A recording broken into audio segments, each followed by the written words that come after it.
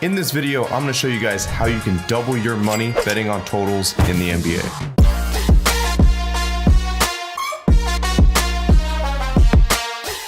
What's up, everybody? I'm Frank with Linemaker Sports, and this channel is dedicated to making you a more profitable sports bettor. Now, if you guys enjoy these videos, make sure you guys hit that subscribe button because it's very important. Once we reach 100,000 subscribers, we will be giving away $10,000 cash to one lucky subscriber, and that could be you. So without further ado, let's jump into how you can double your money in the NBA with totals in just 2 easy steps. So first step of what you're going to want to do is any day that there is a whole slate of NBA games, you want to direct your attention to the totals. So what you're going to do is you're going to go and you are going to scan the slate on the totals for games that are 240 or higher. Now let's get to step number 2, the most important part. So once you have been able to scan the slate, now this is going to be a live betting strategy. So you need to have 2 separate sports books open because you're not going to be doing this at the same sports book. First, when the game starts, you're going to take that total, either over, under, it really doesn't matter. Whatever the line is that the game starts at.